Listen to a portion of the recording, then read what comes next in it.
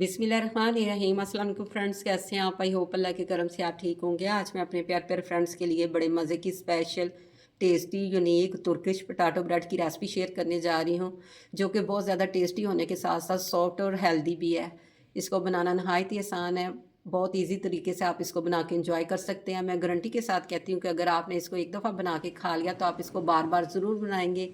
तो इसी पॉइंट पर अगर आज के आपको ये मेरी पोटैटो ब्रेड की रेसिपी पसंद आए तो आप मेरे चैनल को सब्सक्राइब कर दें, मेरी वीडियो को लाइक कर दें, फ्रेंड और फैमिली मेम्बर में शेयर कर दें और बेल आइकन को ज़रूर प्रेस कर लें ताकि हर न्यू रेसिपी का नोटिफिकेशन सबसे पहले आप तक पहुंच सके।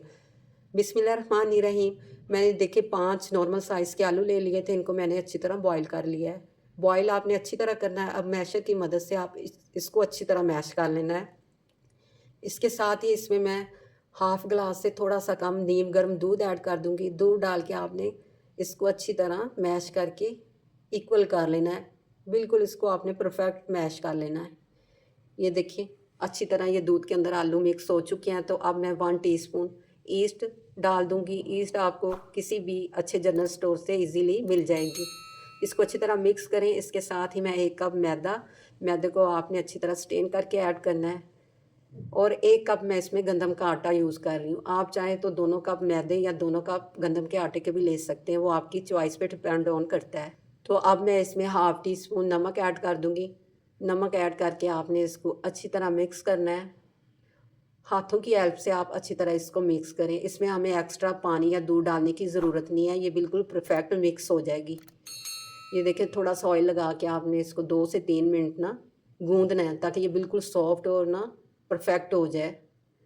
ये देखिए अब मैं इसको कवर कर दूंगी। अगर गर्मी है तो आधे घंटे के लिए, अगर सर्दी है तो 2 घंटे के लिए किसी भी गर्म जगह पे आप इसको कवर करके रख दें। स्टे देना है आपने। तो टॉवल की मदद से, किचन टॉवल से मैं इसको अच्छी तरह लपेट दूंगी ताकि इसके अंदर हवा वगैरह दाखिल ना हो। ये देखिए मौसम थोड़ा सा गर्म ही था तो मैंने तकरीबन आधा पौना घंटा इसको रेस्ट दिया है। तो ये देखिए डो हमारी डबल और ट्रिपल साइज़ में हो गई है। ये देखिए कितनी ज़्यादा ये ना राइज़ हो गई है। तो अब हम इसको दबा के हाथ पे ऑयल लगा के इसकी सारी एयर निकाल देंगे। मैं थोड़ा सा ये खुश्का डस्ट किया है मैंने, तो अब इसके ऊपर हम अपनी डो को ना हाथों की मदद से अच्छी तरह सॉफ्ट कर लेंगे। ये देखिए ना ज़्यादा ये हार्ड है और ना ज़्यादा ये सॉफ्ट है। ये नॉर्मल डो है हमारी। तो अब आपको जितने इसके पार्ट चाहिए उतने पार्ट में आप डिवाइड करके इसके पेड़े बना लें। तो फ्रेंड्स इसी पॉइंट पे आपसे रिक्वेस्ट है, प्लीज़ वीडियो को स्किप किए बगैर फुली वॉच किया करें ताकि किसी का भला हो सके। आप किसी का भला करेंगे तो अल्लाह ताला की ज़ात आपका भी भला ज़रूर कर देगी। तो मैं इसके ना 6 मैंने पेड़े बना लिए हैं। आप साइज़ छोटा या बड़ा जितना आपको पसंद है आप रख सकते हैं।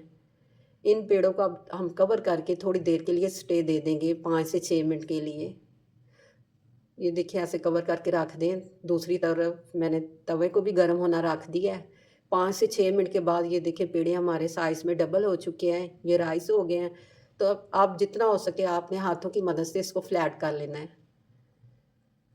इसके बाद आप रोलिंग पिन से इसको बेल लें। मैंने इसको ना ज़्यादा ये मोटा रखा है, ना इसको ज़्यादा इसकी तह को ना बारीक रखा है। थोड़ा-सा नॉर्मली मैंने साइज़ रखा है। तवा हमारा गर्म हो चुका है। तो जैसे ही हमारी ये ब्रेड एक तरफ से ट्रांसपेरेंट होगी तो मैं इसकी साइड चेंज कर दूँगी। ऐसे ही दोनों साइड से हम इसको सेक के इसको तैयार कर लेंगे। तो कुछ मैंने ऐसे सिंपल बनाई है, कुछ के ऊपर मैंने ऑयल अप्लाई कर दिया है। देसी घी भी आप अप्लाई कर लें या डाल्डा घी जो आपको पसंद है। तो देखिए फ्रेंड्स इसके ऊपर कितना प्यारा सा गोल्डन कलर आया हमारी पोटैटो ब्रेड पे। इस पे कोई केमिकल हमने नहीं यूज़ किया। ओरिजिनल ये अपना इसका ये कलर है।